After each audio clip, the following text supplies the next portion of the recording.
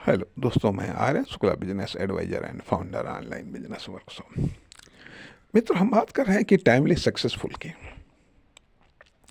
जिसमें कि हम बात करना चाहेंगे कि जो समय आपके पास में है या जो समय आप बचाते हैं, उस समय का उपयोग आप कैसे कर सकते हैं या किस में कर सकते हैं। किस में कर सकते हैं, हमने ये पाया न, और हमने ये पाया जब जब दुनिया ने ये पाया। आज ये दुनिया में हम इतनी तरक्की देख रहे हैं, तो उसका महत्वपूर्ण कारक है अनुसंधान, रिसर्च। अनुसंधान, रिसर्च। यदि आपके पास में समय बचता है, यदि समय बचा लेते हैं, और समय बचाना चाहिए, आपकी समझ में नहीं आता है कि हाँ, हम क्या करें क्या करें। और हम बात कर रहे हैं कि टाइमली सक्सेसफुल की। टाइमली सक्सेसफुल की, तो टाइम में सक्सेसफुल होने के लिए जब आपकी समझ में नहीं आता हम क्या करें, ठीक। तो अब आपके पास में रास्ता एक तो ये बनता है स्टडी का, दूसरी चीज़ है मतलब रीडिंग का, सर्च का और रिसर्च का। रिसर्च का, या ये कह लीजिएगा कि सेल्फ नॉलेज डेवलपमेंट का। सेल्फ नॉलेज डेवलपमेंट का। अब जो सेल्फ नॉलेज डेवलपमेंट है, वो किस सेक्टर को लेकर के, आखिरकार ये सेल्फ नॉलेज डेवलपमेंट क्या है, जिसको कोई कोई स्वाध्याय भी कहते हैं। अर्थात नॉलेज के संबंध में, ज्ञान के संदर्भ में खुद की प्रॉपर्टी को विकसित करना। खुद की प्रॉपर्टी को विकसित करना आसान काम तो नहीं है।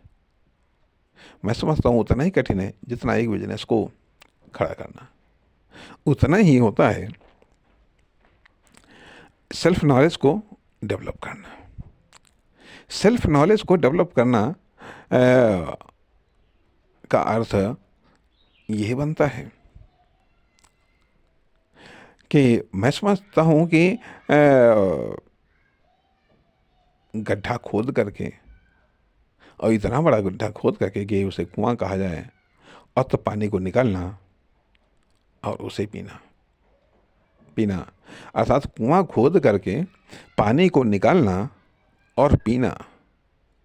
पीना यदि पीने के लिए सिर्फ यदि पीने के लिए सिर्फ आप कुआं खोद रहे हैं, तो निश्चित तौर पर किसी हद तक तो समझदारी नहीं है। लेकिन यदि आप चाहते हैं कि आपकी पानी पीने की प्यास परमानेंटली बुझने का अंजाम हो जाए, तब तो फिर आप कुआं खोदिएगा।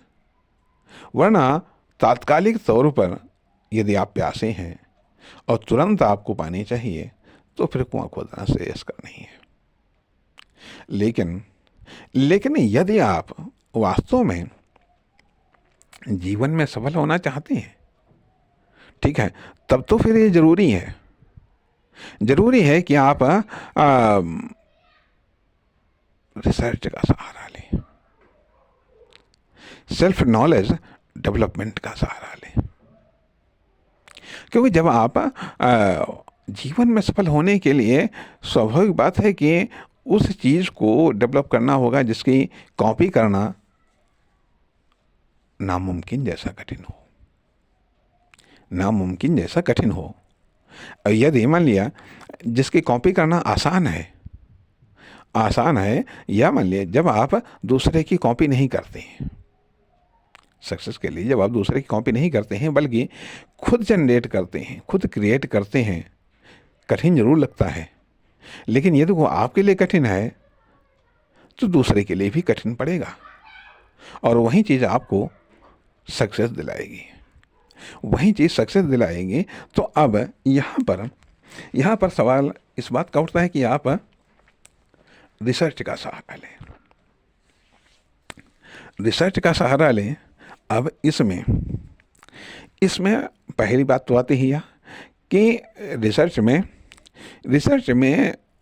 उस चीज़ को ज्ञात किया जाता है जो पता नहीं है, जो मालूम नहीं है। जो मालूम नहीं है, पहले पहले नंबर पर तो यही बात आती है कि जो खुद को नहीं मालूम उसको जानना ही रिसर्च है। ठीक है। अब उसको जानना अपने आप में स्टडी भी हो सकता है, सर्च भी हो सकता है। हमको नहीं पता है, ठीक है, हमको नहीं पता, लेकिन यदि मान लिया आज 4 चीजें हमको पता है, हो सकता है कि 6 चीजें दूसरे को भी पता हों, परंतु मुझको नहीं पता है। मुझको नहीं पता है तो एक तरीके से ये आती है कि बातें कि अधिकांशतः चीज़ें या सभी चीज़ें तो हमको भी नहीं पता है, और ना ही सभी चीज़ों को हम जान सकते हैं, क्योंकि नॉलेज इतना आप में अथाह है, अथाह है। अब तो जानना क्या है? जानना हमारे लिए आवश्यक यह है कि हम जो कुछ हमको आता था या जो आता था उसमें जो हम कर सकते थे वो तो हमने कर डाला। अब हमको जानना यह है कि अब हम वो क्या चीज़ जाने जिसको हम कर सकते हैं और उसको हम करें।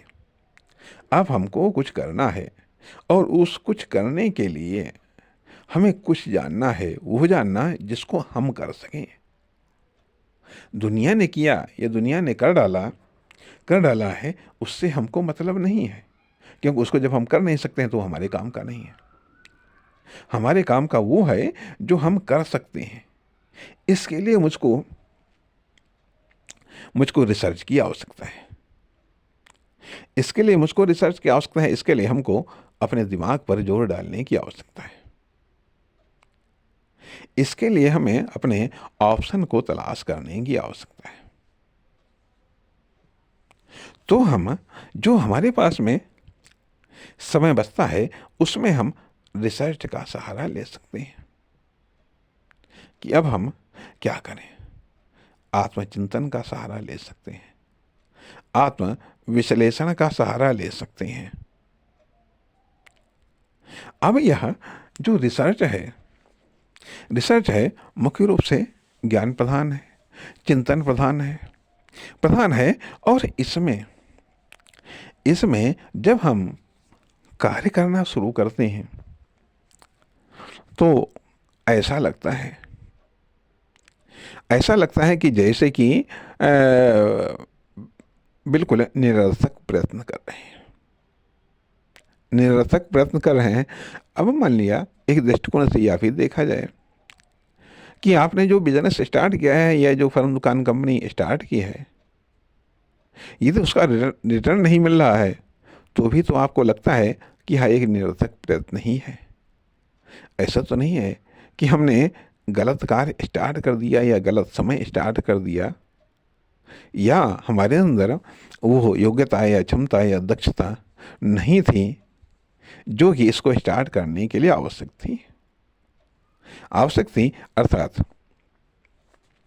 अर्थात रिसर्च भी अपने आप में इसी प्रकार की चीज है। रिसर्च भी, खोज भी अपने आप में इसी प्रकार की चीज है। अब कुछ तो संभावना होनी चाहिए। अब मान लिया आपके पास में 1 घंटे का समय है, 1.5 घंटे का समय है, 2 घंटे का समय है, ठीक है। अब आप सोच रहे हैं कि इसमें हम क्या कर सकते हैं, बात तो सत्य है। इसमें आप क्या कर सकते हैं? अभी जो यह है मोटी बुद्धि है, मोटी बुद्धि के अनुसार आप कुछ नहीं कर सकते। लेकिन इस मोटी बुद्धि को पहली बात तो धारदार बुद्धि, पतली बुद्धि बनाना होता है। यदि एक्शन को बारीक करना है तो पहले बुद्धि को पतला करना पड़ेगा, बुद्धि को धारदार करना पड़ेगा। आपको सोचना पड़ेगा कि इस हम 1 घंटे में या 1.5 घंटे में हम क्या कर सकते हैं, क्या सोच सकते हैं, किस पर विचार कर सकते हैं, किस पर विचार करना चाहिए, किस पर गौर करना चाहिए, गौर करना चाहिए, क्योंकि हमें टाइमली सक्सेसफुल होना है। टाइमली सक्सेसफुल होना है, संभव है, संभव है कि बल्कि ये जो 1-1.5 घंटे का समय है, या जो भी जितना भी समय है, जब आप उसको रिसर्च पर आप गौर करेंगे तो पहले पहले निकलता क्या है, मिट्टी ही निकलती है। धरती खोदोगे मिट्टी ही निकलेगी। शुरुआत में अगर नीचे सोना भी है तब भी मिट्टी ही निकलेगी, मिट्टी ही निकलेगी। इसलिए शुरुआत में जब आप रिसर्च में आते क्या है, विचार ही आते हैं, विचार ही आते हैं, या फिर विचार नहीं आएंगे अर्थात बुद्धि पर प्रेशर पड़ता है, बुद्धि पर प्रेशर पड़ता है, दिमाग पर प्रेशर पड़ता है कुछ अन्य विचारों को जनरेट करने का, अन्य विचारों को क्रिएट करने का, अन्य विचारों को क्रिएट करने का। अर्थात इस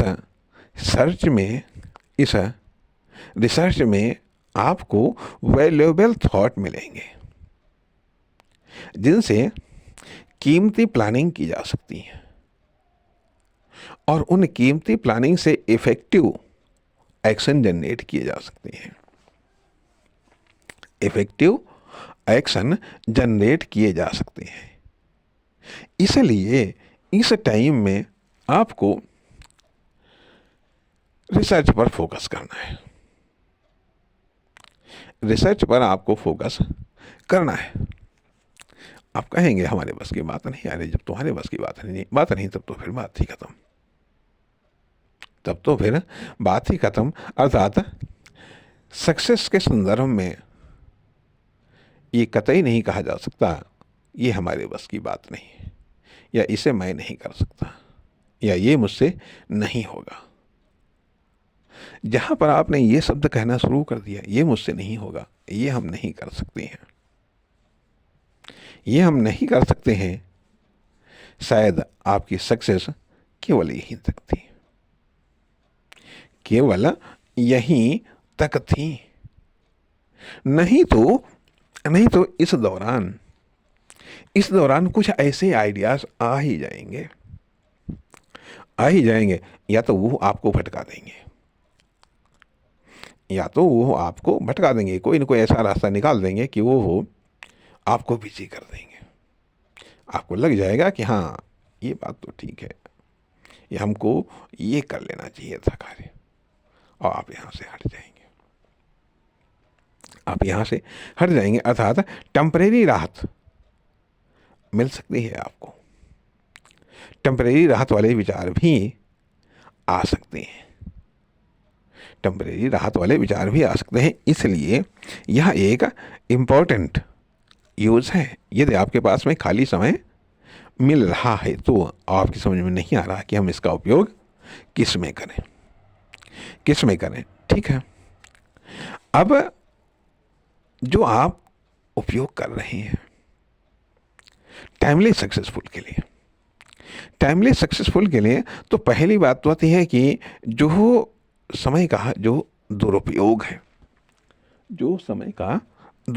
है, यह समय की जो फिजूल खर्ची है, टाइम की जो फिजूल खर्ची है, उसको रोकिएगा तथा समय को सिर्फ केवल समय का उपयोग कुछ तो आध्यात्मिक विकास में भी होना चाहिए, कुछ नैतिकता के विकास में भी होना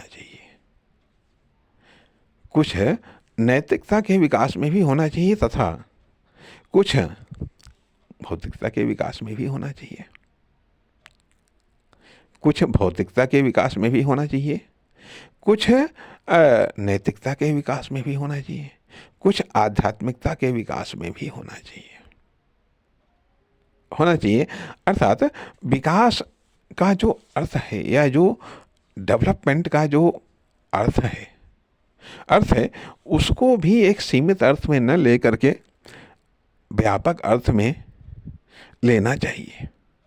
लेना चाहिए क्योंकि यदि हम किसी एक चीज में हम सफलता चाहते हैं, एक चीज में सफलता चाहते हैं, तो उस चीज में सफलता तब मिलेगी जब उसके जो सपोर्टिंग सेक्टर हैं वो भी जब सफल होंगे, स्ट्रांग होंगे, तो हमें उस चीज में सफलता मिलेगी, तब हमें उस चीज में सफलता मिलेगी। उदाहरण के लिए मान लिया एक उदाहरण हम देना चाहेंगे जो कि किसी ने दिया था। एग्जाम्पल बड़ी ही मतलब साधारण सा उदाहरण और बड़ा व्यवहारिक उदाहरण। कहा कि जो है कि एक बच्चे ने कहा कि जो है कि भाई हमारे पिताजी हैं वो मतलब एक अर्थशास्त्र में गृहिणी का कार्य अनार्थिक माना गया है। गृहिणी का कार्य अनार्थिक माना गया, अर्थात एक गृहिणी जो घर में कार्य करती है, मान लीजिए चाहे वो बच्चों की देखभाल हो या पति की देखभाल हो या खाना बनाना हो या घर की व्यवस्था को दुरुस्त करना हो, उसको एक अनार्थिक कार्य माना गया। ठीक है। दूसरी तरफ जो एक मनुष्य है वो चाहे दुकान में या फैक्ट्री में 10-12 घंटा काम करता है, ठीक है, तो उसको आर्थिक माना गया है, आर्थिक माना गया है। तो उस बालक ने कहा कि भाई हमारे पिताजी बाहर इसलिए बेहतर तरीके से कार्य कर पाते हैं क्योंकि उन्हें घर की सपोर्ट मिलती है, अर्थात घर का सारा काम, सारी जिम्मेदारी जब मम्मी संभाले हुए हैं तब डैडी बाहर का कार्य कर पाते हैं। और यदि मम्मी घर का कार्य न